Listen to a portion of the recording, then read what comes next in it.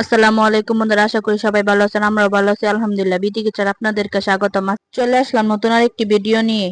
আজকে আপনাদেরকে দেখাবো আলু দিয়ে ডিমের বড়ি রেসিপি।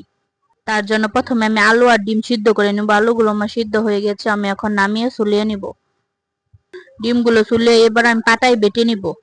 প্রথমে ডিমের সাদা অংশটা বেটে নিব, তারপর কুসুমটা বেটে নিব। ভালো মতো বেটে নিব আটা আটা করে। আমার বাটা হয়ে গিয়েছে, আমি এখন উঠিয়ে নিব।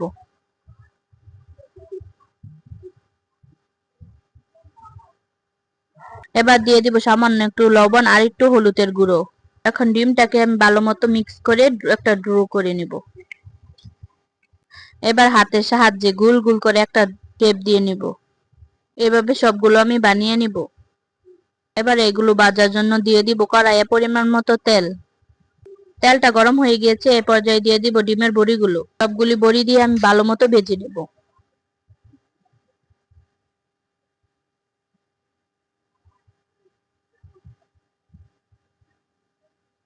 উল্টে পাল্টে ভেজে নিব। কালারটা ব্রাউন কালার হয়ে গেলে আমি নামিয়ে নিব। বড়িগুলো আমার ভাজা হয়ে গেছে, আমি এখন তেল ঝরিয়ে উঠিয়ে নিব।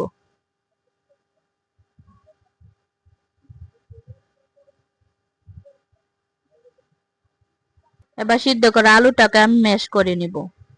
ম্যাশ করা হয়ে গিয়েছে, আমি এখন দিয়ে দিব পানি। পানিটার সাথে আমি ভালো মতো মিক্স করে নিব। আবার চুলায় বসিয়ে দেব একটা কড়াই। কড়াইটা গরম হয়ে গেলে দিয়ে দিব তেল। তেলটা দিয়ে দিব গরম মশলা আর দুইটা তেজপাতা। তারপর দিয়ে দিব পেঁয়াজ কুচি। পেঁয়াজ কুচিটা আমি বাদামি করে ভেজে নিয়ে দিয়ে দিব 1 চা চামচ আদা বাটা, 1 চা চামচ রসুন বাটা, 1 চা চামচ জিরা বাটা, আর দিয়ে দিব 1 চা চামচ হলুদের গুঁড়ো আর হাফ চামচ মরিচের গুঁড়ো। দিয়ে মশলাটাকে ভালো মতো ভেজে দিয়ে দিব তারপর পরিমাণ মতো পানি। এবার দিয়ে দিব স্বাদ মতো লবণ। লবণটা দিয়ে আমি ভালো মতো মিক্স করে নেব। তারপর দিয়ে দিব গুটিয়ে রাখা আলু। এবার দিয়ে দিব পরিমাণ মতো পানি। এবার নাড়া দিয়ে ঢেকে দিব। পানিটা ফুটে গিয়েছে, এবার দিয়ে দিব ভেজে রাখা ডিমের বড়ি আর দিয়ে দিব কাঁচামরিচ।